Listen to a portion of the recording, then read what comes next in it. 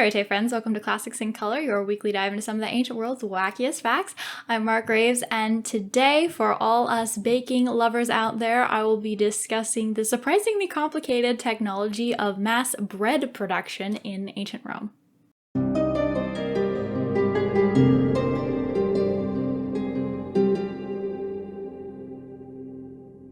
Most of my information for this video comes from the Oxford Handbook of Technology and Engineering in the Ancient World. It's kind of a big book, a little dense, a bit challenging to get through at times, but it is very rewarding and chock full of information if you're interested at all in this field. So, they say that about 70% of the ancient diet was based on some kind of grain or cereal. Now, that number could have changed quite a bit depending on where and when you are living, but we've also found over 30 bakeries just in the city of Pompeii alone. So it seems like, especially for urban populations, people relied heavily on having mass-produced bread that they could buy and pick up easily on a daily basis. And we even have some passages from literature. Pliny, for example, has a passage where he goes in depth on the different kinds of grains and breads and compares their nutritional value and their textures. When I think of Roman technology, my brain immediately jumps to aqueducts, maybe to catapults or bridges or baths, those kinds of things. But it is surprising how much technology and planning and know-how went into providing whole cities with bread on a daily basis. So there were a bunch of different machines that went into this. For instance, the ovens that they used evolved over time. So you can see eventually they developed this big beehive-looking oven that they could produce a lot of bread in. They also start out with animal-powered mills to grind all that flour that they're going to be using, but then sometimes they will upgrade to water-powered mills, which are a little bit more advanced and complicated, so it's interesting to see those popping up around the Mediterranean.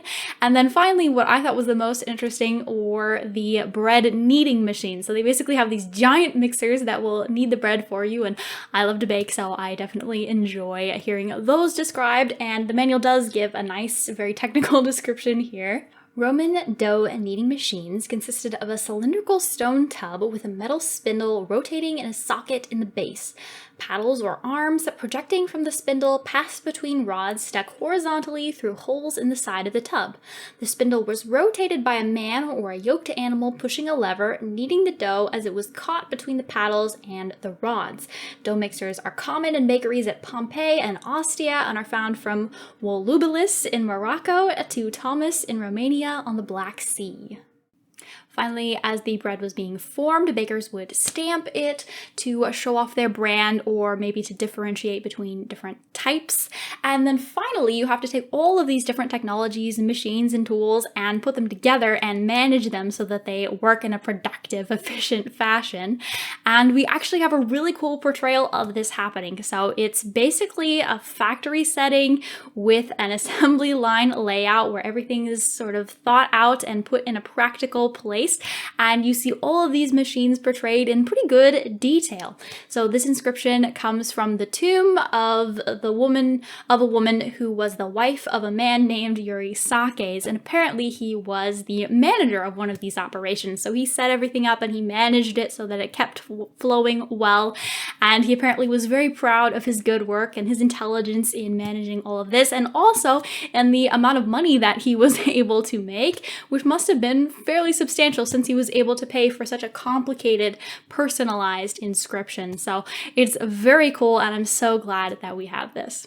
Thank you so much for checking out this video on bread production in ancient Rome. Special thank you to subscribers and to Patreon members. I hope to see all of you again next week. Karate.